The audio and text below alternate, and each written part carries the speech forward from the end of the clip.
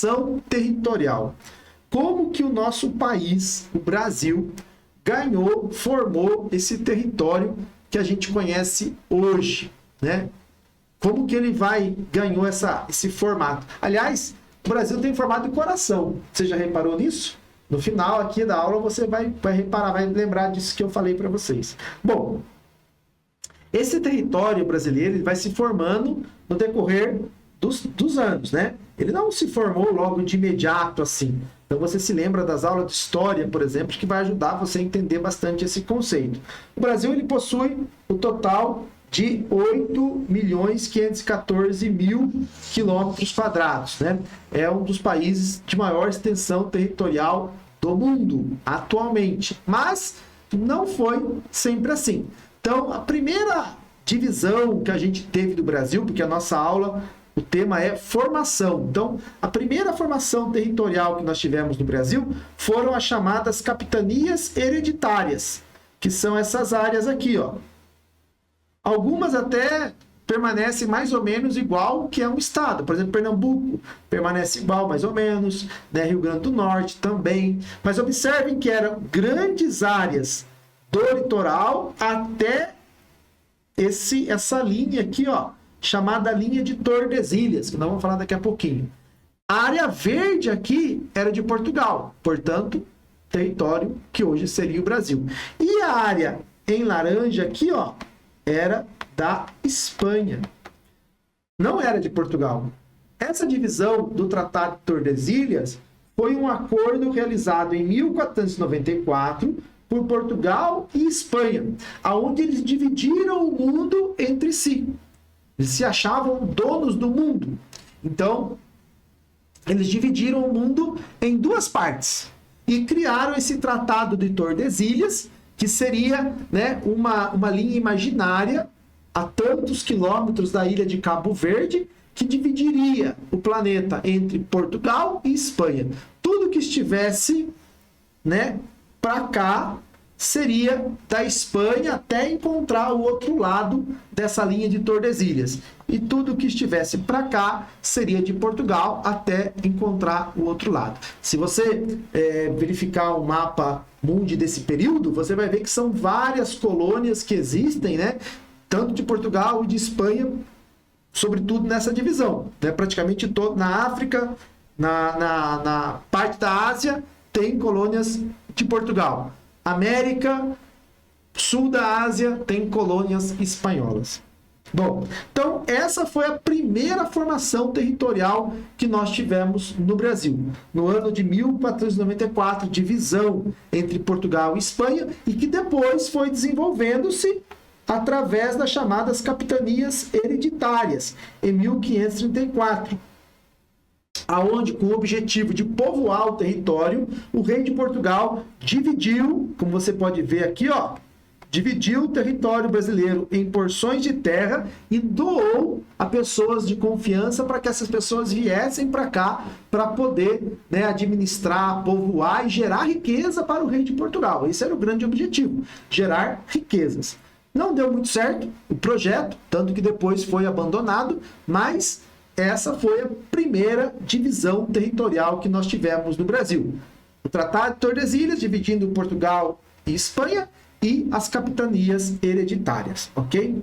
Aí depois, nós tivemos o período imperial, né? O Brasil, ele vai ser praticamente uma única nação, vai existir as províncias, né? As províncias seriam os estados que nós temos atualmente, muitos deles juntos entre si, né, que fazem um único bloco, uma única região, mas depois que se finda o período imperial e tem início o período republicano, é que se começa novamente a pensar o território brasileiro através de uma característica mais assim regional, tentar organizar o país de forma que os seus critérios sejam semelhantes.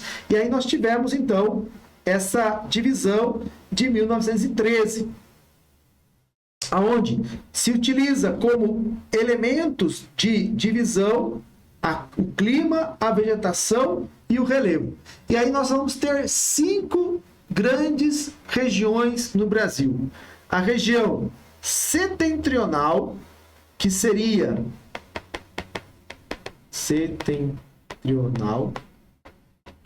o atual Pará, Amazonas. Observem que nós não temos ainda Roraima, não temos Rondônia, não temos o Amapá, todos fazem parte, né, do chamado território amazônico ou Pará, que era a região setentrional. Aqui o Acre era um território que pertencia ao Amazonas, tá bom? Uma outra característica, tendo por base aqui no caso a divisão, né, por vegetação, ok? A vegetação amazônica. Aí depois a gente tem aqui o chamado norte-oriental. Norte-oriental, que é a região nordeste. Praticamente toda a região do Nordeste, exceto a Bahia, exceto Alagoas, como você está observando aqui no cantinho, que é um critério também de clima. Então aqui, ó, o critério de clima. Uma outra divisão do período, a região central. A região central seria os atuais estados do Mato Grosso e Mato Grosso do Sul, que na época era apenas Mato Grosso, o estado de Goiás e o atual estado do Tocantins, né, que na época, aqui no caso, era só Goiás, também não havia Brasília ainda. Então, esses dois estados, Goiás e Mato Grosso, formavam o critério de região central. E aqui no caso, ó, a vegetação, que é a questão do cerrado e a questão do Pantanal, e também a questão do relevo, fazia parte aqui da divisão central. Uma outra região criada foi a região meridional, que seria os estados de São Paulo, o estado do Paraná, o estado de Santa Catarina e o estado do Rio Grande do Sul, também caracterizados por sua vegetação e relevo. Então notem que essa primeira divisão ela vai ter por base critérios naturais, elementos naturais, tá? Isso em 1913. E por fim, o oriental, que seriam a Bahia, Minas Gerais, Espírito Santo e o Rio de Janeiro, e também Alagoas, que está aqui, ó. Essa característica da divisão oriental seria pautada, né, pelo clima. Praticamente aqui toda a área, a grande maioria dela, possui um clima e uma vegetação também aí muito semelhante, tá? Que é a questão também do cerrado e o clima mais próximo aí do clima seco úmido, né, que a gente tem na região. Então essa foi a divisão de 1913. Essa divisão ela vai durar até 1940, quando então o Instituto Brasileiro de Geografia e Estatística, o IBGE, vai elaborar uma nova proposta, porque ele vai olhar também os aspectos socioeconômicos. Então, além do aspecto natural, passa a existir também os aspectos econômicos. Então, algumas mudanças vão ocorrer. Quais elas? Primeiro, os nomes. Então, a gente começa a ser Nordeste, Norte, Centro, Este e Sul, né? Essas são as 5 nomenclaturas: Norte, Centro, Leste, Nordeste e Sul. A região Norte, ela vai ganhar, né, a companhia dos estados do Maranhão e o estado do Piauí. A região Nordeste, ela permanece a mesma. Ela perde, na verdade, né, o Piauí e o Maranhão para a região Norte, por questões socioeconômicas. Praticamente aqui o que vai caracterizar a questão econômica é o extrativismo, ou seja, a produção aí de recursos naturais, né, da mata, castanha, látex, açaí, entre outras coisas mais. E o Nordeste permanece ali com os estados característicos que tem como principal questão a questão pecuária na época, né, e um pouco também da questão turística, tá? A região centro, ela ganha a presença de Minas Gerais. Minas Gerais, então, deixa de ser um estado, né, voltado para a região antes leste, passa a ser do centro. Aqui, ó, o que a gente vai ter da questão econômica são os minérios.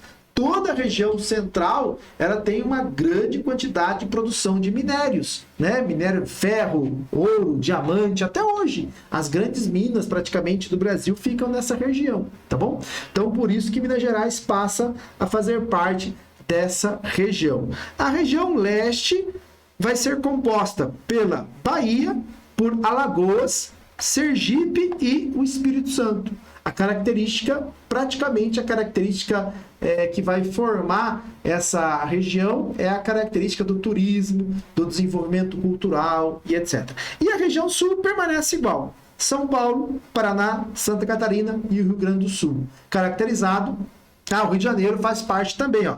O Rio de Janeiro passa a fazer parte, sobretudo por conta disso aqui, ó. Esses estados vão se caracterizar pela industrialização, tá? Então, a partir de 1940, além do aspecto de relevo natural, passa-se também a utilizar os aspectos socioeconômicos. Essa divisão vai permanecer até 1945, quando aí a gente tem a questão da guerra, né? O período de guerras que vai acontecer, a Segunda Guerra Mundial. Então, olha que interessante, alguns territórios são criados para fins de segurança, sobretudo aqueles territórios localizados mais aos extremos de cada parte do país. Então, o território do Rio Branco, que vai ser posteriormente Roraima, o território do Amapá, o território do Acre, o território de Guaporé, que é Rondônia, o território de Ponta Porã, que seria a região onde hoje é o Pantanal, parte do Pantanal, e o território de Iguaçu, que seriam parte do Paraná e parte de Santa Catarina. E nós temos aqui também a ilha de Fernando de Noronha, que também vai ser um território. Essa região, essas regiões criadas, elas têm, por fim, o objetivo estratégico, são áreas de segurança onde o governo entende ser importante manter aí um controle maior por conta das fronteiras, por conta das questões, né, geopolíticas que envolviam na época a questão da Segunda Guerra, por serem regiões também produtoras de matérias-primas que eram primordiais, né, para a chamada indústria de guerra. Então, há uma remodelação do território nacional com a criação dessas áreas e também, né, novas regiões são criadas. Então, veja, a gente tem, né, a região leste meridional, que é Minas e Rio de Janeiro. Então, essas cidades passam a ser consideradas as chamadas pertencentes à região leste meridional. O Nordeste é dividido em dois, oriental e ocidental. O ocidental, Maranhão e Piauí, que volta para o Nordeste, e o Nordeste ocidental, o que já era o Nordeste anteriormente. O Sul permanece Sul, Brasil, São Paulo, Paraná, Santa Catarina, Rio Grande do Sul e o território de Iguaçu, mas Rio de Janeiro volta, passa a ser uma outra, junto com Minas Gerais. E o Centro-Oeste permanece Goiás e Mato Grosso. E nós temos o leste setentrional, que é a Bahia e Sergipe, tá? Então essa divisão, ela foi estabelecida a partir de 45 com o objetivo geopolítico, né, de uma tentativa de preservar ou de cuidar dos extremos do país e ao mesmo tempo, né, se precaver com aquilo que podia ser algo, né, visto como assim, de ganância por parte de outros países por conta das matérias-primas que existiam em cada região. Bom, em 1950 nós tivemos uma outra alteração e em 1960 e 62 também. É esse mapa que a gente utiliza para poder explicar essas alterações. Então, primeira coisa importante, a gente já vai ter aqui, ó, a definição das regiões que praticamente permanecem até os dias de hoje, exceto a região leste, que é recriada e que vai abranger Bahia, Minas Gerais, Sergipe, Espírito Santo e Rio de Janeiro. Notem que todos aqueles, alguns dos territórios deixaram de existir. Então, o território de Ponta Porã e Iguaçu, Ponta Porã aqui no Mato Grosso, Iguaçu aqui em Santa Catarina e Paraná, deixaram de existir, foram, né, reanexados pelos seus estados de origem. O território, né, do Acre, ele vai se tornar estado, tá? Em 1962. Ele deixa de ser um território e passa a ser um estado. Roraima, Rio Branco, vai ser chamado de Roraima a partir de 62. E aqui, ó, o território de Rondônia, que era o território de Guaporé, vai ser chamado de Rondônia. Tá? E mais um detalhe. Em 1960, a gente tem a transferência da capital do Rio de Janeiro para Brasília. Brasília é fundada. Então, a região centro-oeste passa a ter, a partir de 1960, a capital federal do Brasil, chamado Distrito Federal. Aqui, ó, onde era a antiga capital, vai se tornar um estado. O estado de Guanabara, que é somente a cidade do Rio de Janeiro.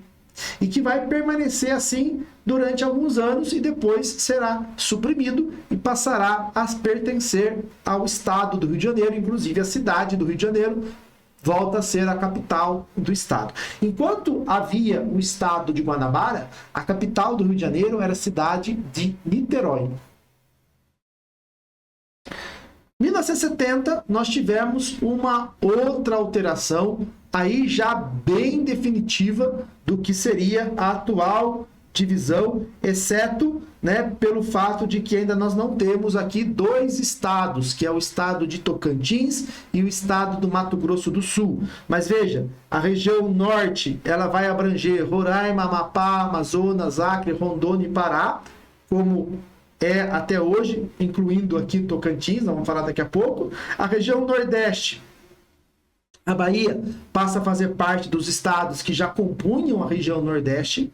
A região sudeste, ela é criada. São Paulo, que durante muitos anos pertenceu à região sul, passa a pertencer à região sudeste, compondo junto com Minas, Espírito Santo e Rio de Janeiro. A região sul passa a ser Paraná, Santa Catarina e Rio Grande do Sul, e a região centro-oeste, até nesse momento, os estados do Mato Grosso, Goiás e Distrito Federal. Por que dessas mudanças, né? Essas mudanças, elas sempre vão existir por questões econômicas, culturais, questões de relevo. Então, a mudança de 1970, ela vai tentar condensar dois aspectos importantes. A questão de clima, vegetação e a questão econômica. Então, se a gente olha hoje cada região do Brasil, ela se caracteriza por isso. São os mesmos climas, quase a mesma vegetação, Nordeste, Norte, Centro-Oeste, Sudeste e Sul, e as mesmas características econômicas. O Norte com o extrativismo, o Nordeste com a questão, né, do turismo, a questão pecuária, a questão também extrativista, o Centro-Oeste, a questão hoje das minas, da mineração, mas também o plantio de grãos. O Sudeste, a questão da industrialização, o Sul, da agropecuária e os fatores climáticos de cada um deles, tá bom? A última divisão que nós tivemos foi a divisão de 1988, cuja única diferença é a criação do estado de Tocantins, dividindo o estado de Goiás ao meio, e Tocantins, por conta da sua característica climática e também econômica, passa a compor o estado da região norte, tá? E os antigos territórios de Roraima, Amapá e Rondônia deixam de ser territórios e passam a ser estados. E a ilha de Fernando de Noronha, que era um território, passa a pertencer ao estado de Pernambuco. Não é mais um território autônomo. E aqui, ó, nós temos a criação do Mato Grosso do Sul, que vai acontecer nos anos 70, né, que é a divisão do Mato Grosso em dois estados aí, Mato Grosso e Mato Grosso do Sul. Essa é a divisão que nós temos hoje, caracterizada pelo aspecto econômico, climático e de vegetação. Tudo isso, pessoal, é a divisão político-administrativa do Brasil. Vamos então para a nossa questãozinha agora? Então, ó, desde o início da colonização, o Brasil passou por diferentes divisões políticas administrativas. No que se refere à atual divisão, qual é a alternativa correta? Ó, atual divisão. Então eu tenho que lembrar da última aqui, ó, 88. Aí a pergunta é: qual é a atual divisão? O Brasil é dividido em 6 grandes regiões. Vamos ver aqui, ó. 1, 2, 3, 4, 5. Então, não. Então, tá errado. O país é constituído por 28 estados. Será? Vamos contar? 1, 2, 3, 4, 5, 6, 7, 8, 9, 10, 11, 12, 13, 14, 15, 16, 17, 18, 19, 20, 21, 22, 23, 24, 25, 26. Mais o distrito... Opa, faltou Goiás aqui, né? Não, o Distrito Federal. Então, 26 mais 27 estados. Então, não é 28. A sede do governo federal está instalada em Brasília, no Distrito Federal. Ó, é o que aconteceu em 1960. O Distrito Federal é criado na cidade de Brasília. Então, essa resposta é a resposta correta. Letra C. E 645 municípios do Brasil? Não. Nós aqui, ó, nós falamos isso nas questões anteriores, lá na questão dos quilombolas. Olha quantos municípios existem no Brasil. 1.696. Então, não é esse total aqui, ó. Essa também está errada. Portanto, a resposta certa, a letra C. Essa estava fácil, né? Essa com certeza você acertou. Mas a gente tem que ter atenção, viu? Porque às vezes uma questão fácil pode derrubar a gente no concurso. Então, todas as questões têm que ter o máximo de atenção de cada um de nós para que a gente possa, né, fazer o maior número de acertos possíveis. Então vamos continuar a falar a respeito aí das divisões. Então nós já vimos o histórico dessa divisão. Agora, ó, como que é formada a divisão? Quais são os conceitos? Então, a divisão é aquilo que divide um território em diversas partes. Nós chamamos isso de províncias ou unidades federativas ou estados. No caso do Brasil, nós já tivemos províncias na época do Império. Atualmente é um estado. Mas às vezes você vai achar essa palavrinha, ó, vou marcar aqui. O F, né? Tá lá, você vai preencher, por exemplo, vai preencher o seu nome na hora da prova lá e tá lá, cidade UF. O que é o UF? É um estado, unidade da federação ou unidade federativa. Então, ó, isso aqui é uma coisa só, tá? Também existe a subdivisão de municípios, que podem também estar divididos em distritos ou vilas.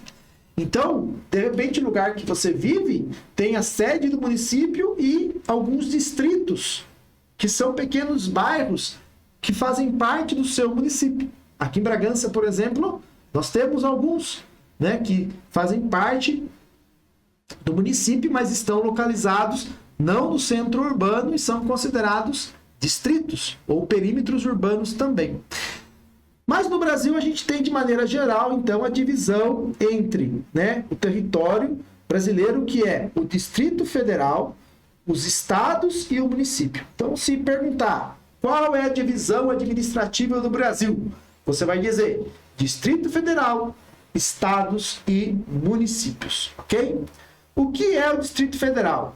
É a sede do poder governamental, onde nós temos lá os poderes legislativo, executivo e judiciário, a Câmara dos Deputados, o Supremo Tribunal, o Palácio do Planalto, aonde residem, né, os políticos que administram o país, deputados, senadores e o presidente da República e os juízes. Então, o Distrito Federal sempre é o território aonde localiza-se a capital do país, tá bom?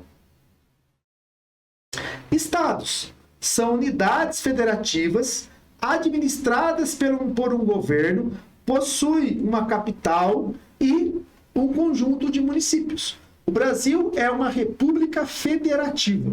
Isso significa que nós temos, então, na nossa divisão territorial, a sede administrativa central em Brasília e 26 estados, mais o Distrito Federal, que tem uma autonomia até certo ponto. Eles não podem, por exemplo, fazer algo fora da Constituição. Então, por exemplo, não há pena de morte no Brasil. Por quê? Porque a Constituição Federal não permite. Então, um estado não pode criar a pena de morte porque não é algo permitido no território nacional. Mas um estado, por exemplo, pode ter uma política educacional própria. Mas lá a nível nacional se pede que todos os estados, né, tenham a educação obrigatória no ensino básico. Isso é fato, ninguém pode fazer algo que não se cumpra essa lei, que haja uma educação básica obrigatória. Mas cada estado pode criar o seu sistema, a sua política educacional dentro daquilo que ele entende que é importante em termos de educação. Então, alguns têm algumas matérias, outros não têm, uns utilizam metodologia, outros não utilizam. Então, essas são as características de um governo estadual. Eles têm autonomia até certo ponto. É o chamado a federação. O Brasil, então, é uma república federativa, tá bom? Além disso, nós temos as divisões dos municípios. Os municípios são as unidades administrativas menores administradas por prefeitos e que estão subordinadas ao governo federal e estadual.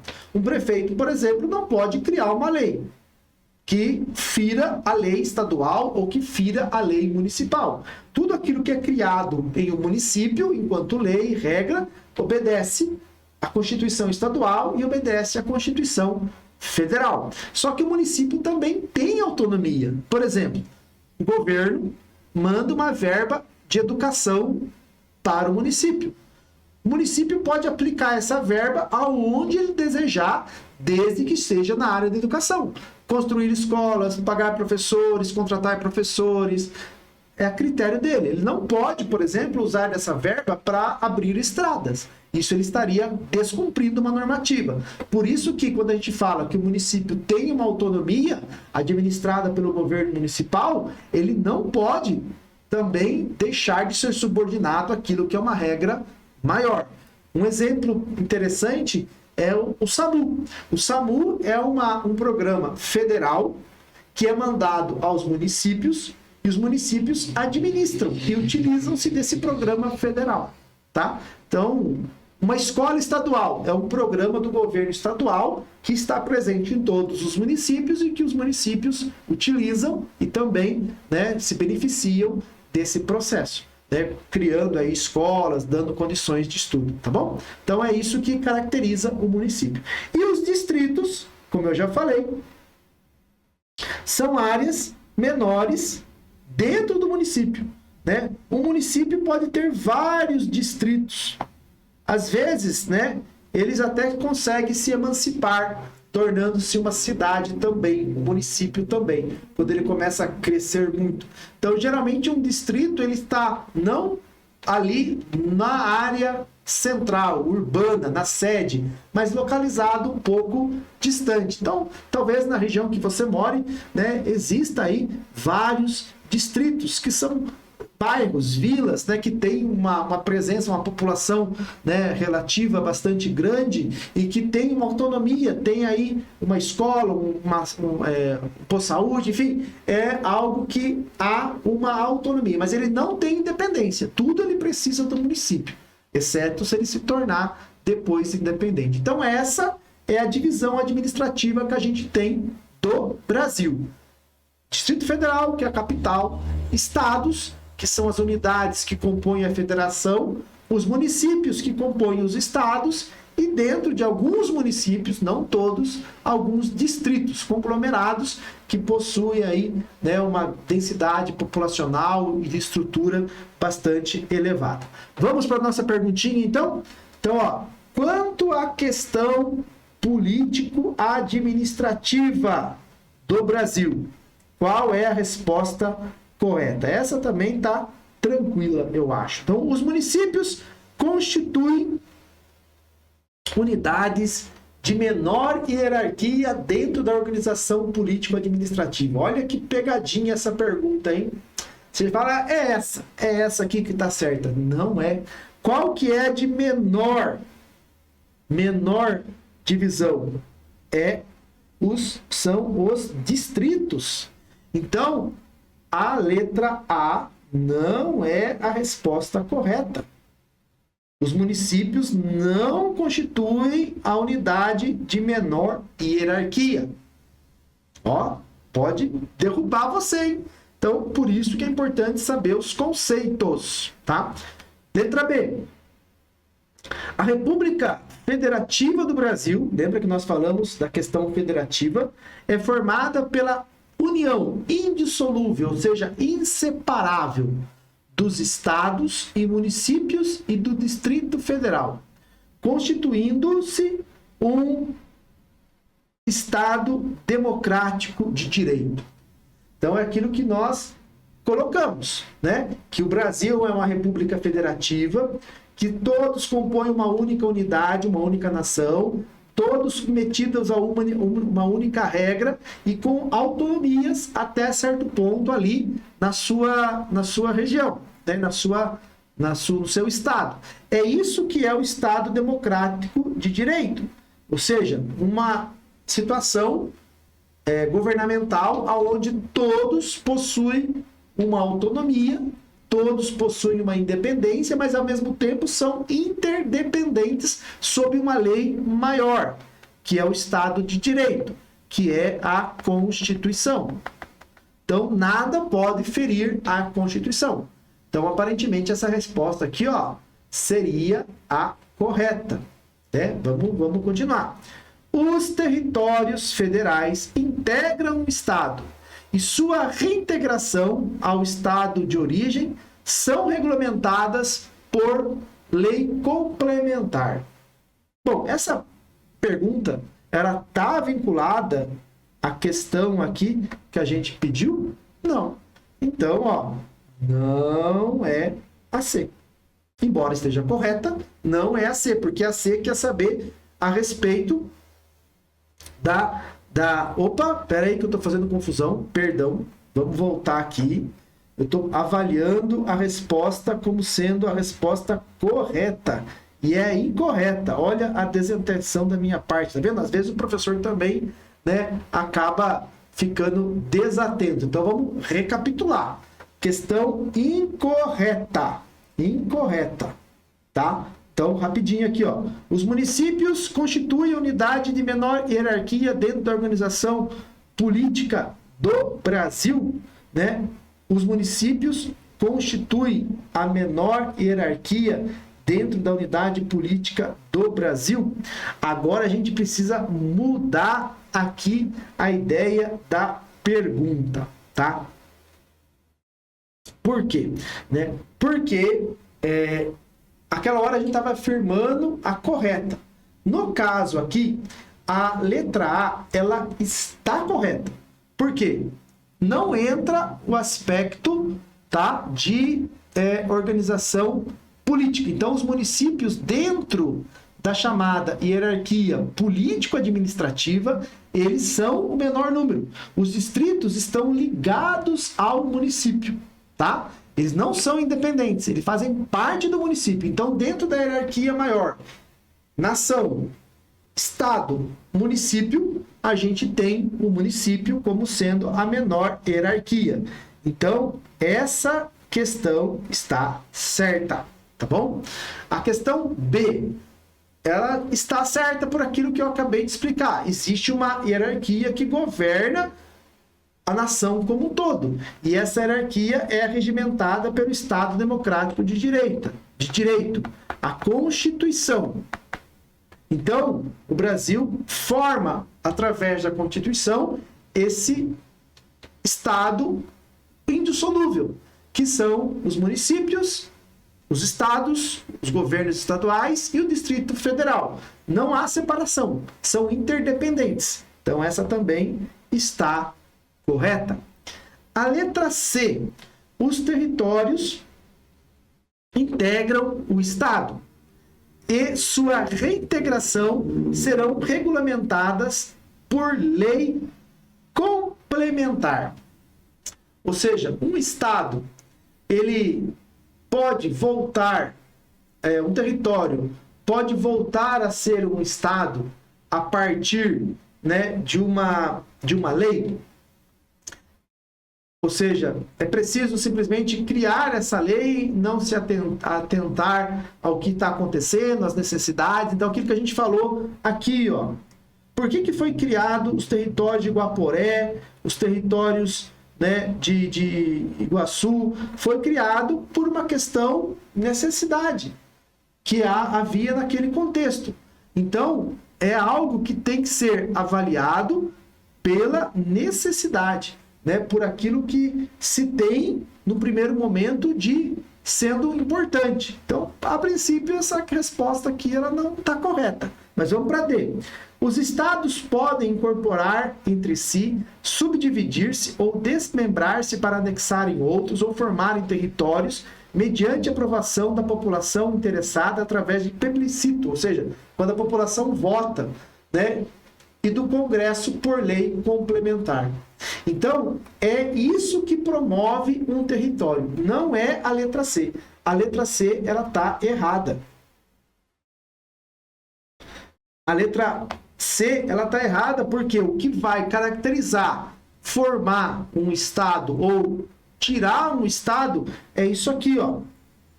Primeiro, tem que ter um plebiscito. A população tem que decidir. E depois o Congresso tem que aprovar. Nós tivemos recentemente, aqui no Pará, um plebiscito para se criar um estado aqui, ó, no meio do Pará. O Pará ser dividido em 2. Essa era a proposta, né? Acho que era assim, se eu não me lembro, era na metade de cima para baixo. Então, só que essa proposta não foi aprovada. A população não aceitou. E aí, então, o Congresso obedeceu e não promoveu a divisão do território do Pará. Então, para que aconteça uma reintegração ou integração de um novo território federal ou de um estado, é preciso que haja todo esse processo, né? É preciso que a população decida e é preciso que o Congresso aprove com uma lei regulamentar. Não pode ser apenas uma decisão a bel prazer de governos. Ou, porque é necessário. Então, não. É preciso a população aceitar. Tá bom? Então, atenção aí. A gente deu aqui uma reviravolta na questão, né? No primeiro momento, entendendo como correta, mas depois a gente acertou o passo aqui. E, por fim, falamos a respeito dos chamados ciclos econômicos do Brasil, que falam a respeito da formação territorial. O que são os ciclos econômicos? Os ciclos econômicos são períodos na história do Brasil onde nós tivemos uma intensidade maior, né, de uma determinada área da economia. Então, o ciclo do pau-brasil, do século XVI ao século XVII, foi quando o Brasil foi explorado para a extração do pau-brasil. Né? Eu lembro da aula de história lá, que era explorado e levado pau-brasil para a Europa. Né? Depois nós tivemos o ciclo do açúcar, de 17 ao século 18, onde foi bastante mais presente na região Nordeste. O Brasil se tornou o maior produtor de açúcar do Brasil, do mundo, né? Depois nós tivemos o ciclo do ouro do século XVIII, quando se descobriu em Minas Gerais o ouro, que praticamente fez com que aquela região passasse a ser muito mais, assim, demograficamente, né, com presença populacional. Antes não era tanto, a partir apenas do ciclo do ouro. Depois nós temos também o ciclo do café, a partir do século XX. Muito forte isso na região do estado de São Paulo, quando o café, né, a partir do...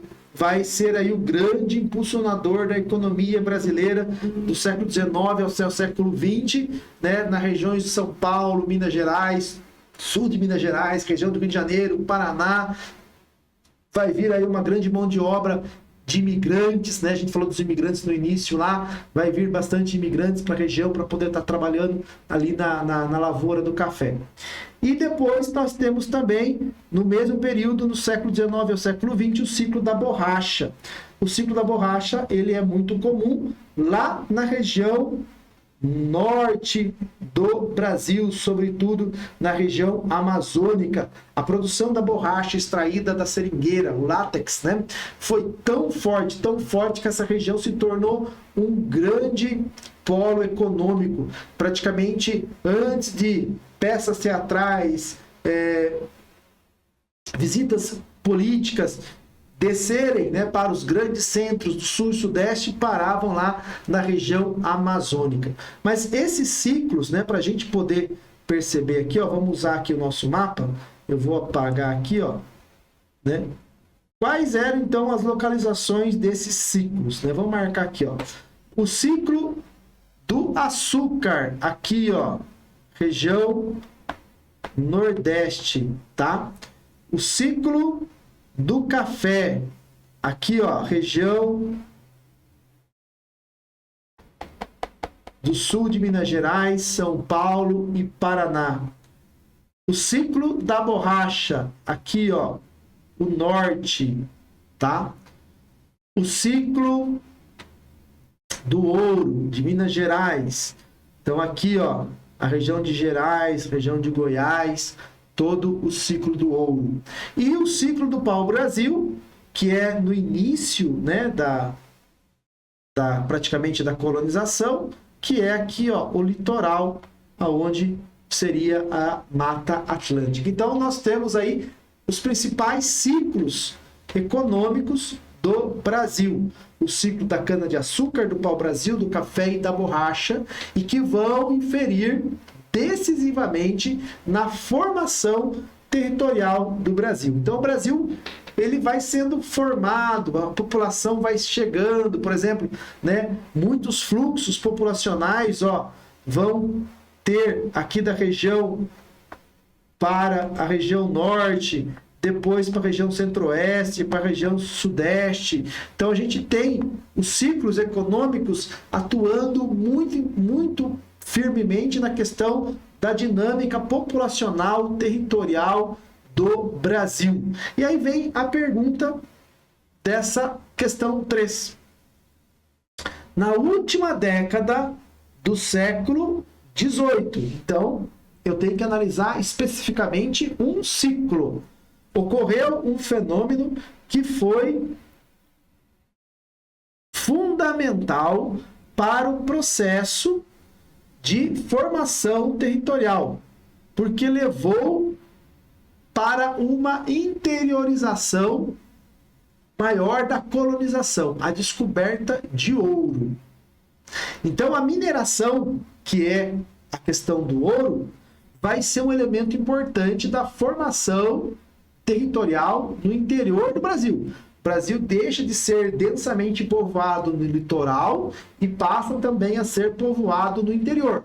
E o que vai a contribuir com isso é a mineração do século XVIII. Só que, né, a pergunta quer saber, além da interiorização, a mineração também contribuiu para para qual outra atividade no território brasileiro? Então, para eu poder descobrir a resposta, eu tenho que saber os ciclos e os desdobramentos econômicos desses ciclos. Tá bom? Então, vamos lá. Letra A, agrária. Porque passou a existir, né, um acesso maior à região mineradora. Gente, se é mineração, não é agrário. Atividade agrária é cultivar a terra, é cuidar da terra, produzir, cuidar de gado, né? Minério é extrair o subsolo. Então, a letra A não é. Letra B, industrializadora. Em todos os lugares onde estava presente, estimulou a instalação fabril. Olha, cuidado com a pergunta. Tá certo isso aqui? Não. Por quê? Não teve instalação fabril. O que teve foi mineração, extração de minério e envio desse minério para o porto e do porto para ser produzido, né, ou manufaturado. Então, a resposta B também está errada. Ela pode estar certa aqui no finalzinho, ó. Promoveu uma estrutura urbana. Só que só essa não é a pergunta correta. A B como um todo está errada porque ela não promoveu a atividade industrializadora. O café sim, mas o ciclo do ouro não. Letra C. Essencialmente exportadora? Opa, aí tá certo. Atividade mineradora era exportadora. Toda a produção era controlada pela Espanha? Pela coroa hispânica? Não, né? Era portuguesa. Nem preciso ver mais o resto. Tá errado, né? Teve um processo de industrialização? Também não. Então, sobrou a questão D, que é a questão correta. Foi urbanizadora. Em todo lugar ocorria a formação de cidades e, portanto, criou a primeira grande rede de cidades no Brasil. Vamos voltar aqui rapidinho? Ó, cada cidade que a gente tem aqui hoje, né, Ouro Preto, Diamantina, Mariana e outras mais, foram criadas justamente nesse processo. Quando vem a mineração, eles se estabelecem e vão criando centros urbanos, né? Não se preocupou com a industrialização. Não era controlado pela coroa hispânica. Não era majoritariamente agrária. Havia sim a produção agrária, mas não era o principal. O principal era a mineração, né? A extração de minério e o envio desse minério para exportação, mas o resultado disso foi uma formação territorial. Opa! Né? O resultado disso foi uma formação territorial que a gente tem aí, né, como característica do Brasil, que é a urbanização. E assim a gente chega ao final da nossa aula, né? Gabarito 1C, 2C, 3D. Tenho certeza que você aí, né, acertou todas as questões. Né? Revise a sua aula, assista novamente essa gravação quantas vezes você achar necessário, tá bom? Se tiver dúvidas, perguntas, entre em contato com a gente aqui pela Academia da Aprovação. A gente vai estar respondendo você, né? Trazendo para você aí as suas inquietações respondidas, né? Peço mais uma vez, né, desculpas pelo equívoco ali na questão 2, mas nós corrigimos a tempo, né, para perceber que a questão era a incorreta, mas tendo dúvidas, querendo, né, esclarecimentos maiores, entre em contato comigo. Desejo a você um excelente concurso, um excelente estudo e que você possa conquistar a tua tão sonhada vaga. Estude, lembre-se, aula dada, aula estudada.